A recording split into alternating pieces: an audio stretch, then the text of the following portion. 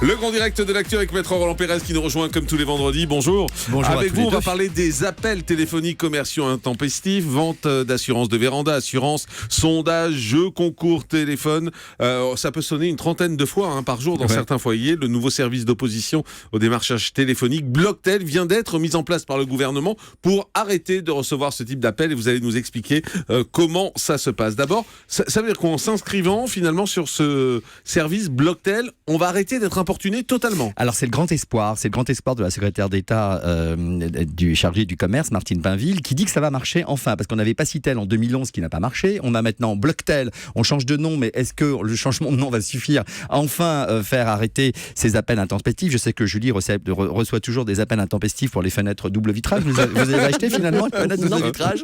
Bon. Mais Martine Pinville est là. Martine Pinville est là, elle dit que ça va changer. Alors, la procédure est toujours la même. On doit s'inscrire, on doit aller sur le site blocktel.gouv.fr, on remplit toutes les conditions, on peut même inscrire son concubin, ses enfants, soi-même, on met le numéro de téléphone, on met son adresse mail.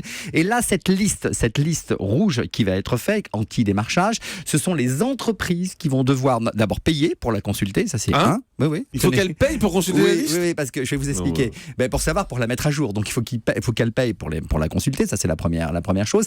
La deuxième chose, une fois qu'ils vont payer, qu'ils vont pouvoir la consulter, ils vont devoir la respecter. Avant, il n'y avait pas de sanction. En fait, vous aviez cette liste rouge, mais en fait, si elle n'était pas respectée, c'était autant pour votre pomme, vous aviez des signalements, mais personne ne faisait rien. Là, attention, les amendes vont pleuvoir. Mais elles sont obligées de la consulter ? Oui, elles sont obligées de les consulter. Donc elles sont obligées de payer, donc elles vont passer à la caisse. Non, elles vont, si elles ne le font pas, elles risquent de se mettre en marge de la loi et se retrouver avec des amendes. C'est pour ça qu'elles vont être obligées finalement de les consulter, de consulter cette liste. Donc de 15 000 à 75 000 euros d'amende. Donc c'est important. Ça c'est le premier point. Le deuxième point, c'est que ces appels téléphoniques venaient souvent via Internet de plateformes qui étaient à l'étranger, dont on ne voit pas le numéro s'afficher, dont on ne connaissait pas forcément le nom de la société pour laquelle le centre d'appel œuvrait. Là on vous dit attention, même si vous n'avez pas le numéro de téléphone du centre d'appel, parce que les centres d'appel sont évidemment moins chers à l'étranger, les charges ne sont pas les mêmes. Donc là il y avait une multiplication. Il faut savoir qu'il y a eu 1,5 million de SMS et d'appels téléphoniques signalés sur la plateforme de la direction de la consommation et de la répression des fraudes en 2015. Donc c'était d'autant plus important de mettre en place cette plateforme. Vous énervez pas. Ça m'énerve, oui. Il balance son verre en parlant, en faisant de grands gestes. Il n'y avait pas d'eau, c'est pas grave. Donc là, avec ce nouveau système, vous allez pouvoir signaler ceux qui ne respectent pas la loi, c'est-à-dire que vous allez aller sur blocktel.gouv, vous avez une case et vous allez dire non, il ne respecte pas, telle société m'a téléphoné, et c'est la société, c'est pas le centre d'appel qui va être embêté, c'est la société qui va être condamnée, la société, voilà, le client.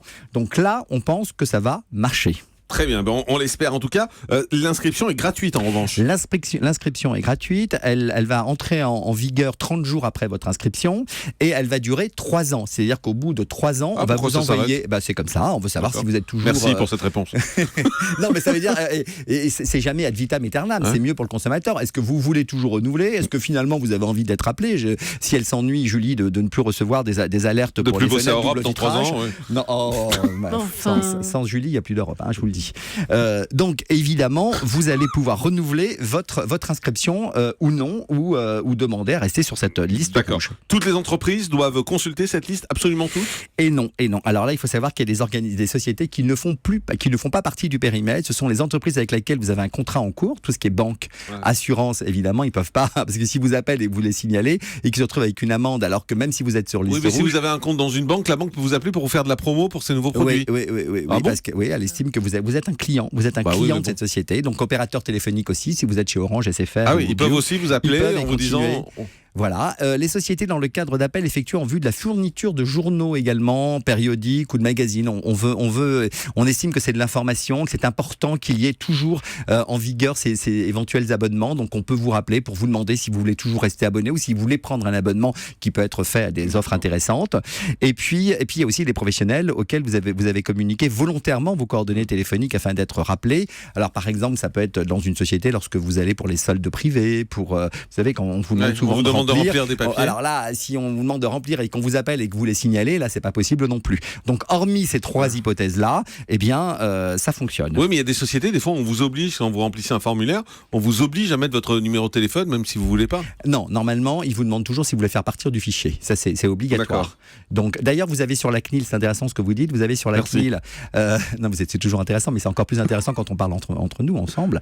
Il y a un site, il y a une question qui s'appelle la pub si je veux. Vous allez sur la CNIL, et là, vous avez tous les moyens de vous faire radier de fichiers, si on vous explique exactement comment ça marche, pour ne plus être relancé si vous étiez auparavant dans un fichier. Juste tout ça, ça marche pour le téléphone. Il n'y a pas une solution pour les mails, en revanche. Alors, ça, parce que les mails, on est submergé de mails, en revanche. C'est toute alors voilà. Ça, les mails, ça n'existe pas. Non, voilà. Martine Pinville, si elle nous écoute, oui. Il va falloir qu'elle continue son combat, parce que les mails et les SMS...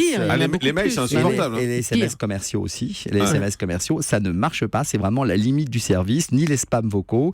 Vous savez, c'est ces messages qui vous invitent à rappeler d'urgence un numéro et qui cachent en réalité une arnaque au numéro surtaxé. Et bien là aussi, ça ne marche pas encore. Et bien écoutez, on lance l'appel à Martine Pinville, bien évidemment, si elle veut s'occuper de ce dossier, parce que c'est vrai que les mails, moi je suis submergé de mails. Moi je suis en train de changer mon adresse email parce que j'ai plus que ça dessus. Donc je prends une nouvelle adresse email. Oui, mais comme justement la loi ne nous concerne pas, on va retrouver votre adresse mail, je ne sais pas comment, mais on va le retrouver, vous recevrez encore de nouveaux mails. Donc je rechangerai. Et moi, comment je vous joins? Je vais mettre votre numéro sur Blocktel. On vous rappelle, pour vous inscrire sur Blocktel, c'est blocktel.gouv.fr. Merci beaucoup, maître Roland Pérez. Dans un instant, le dernier mot de l'actu. Reste avec nous, c'est Europe 1.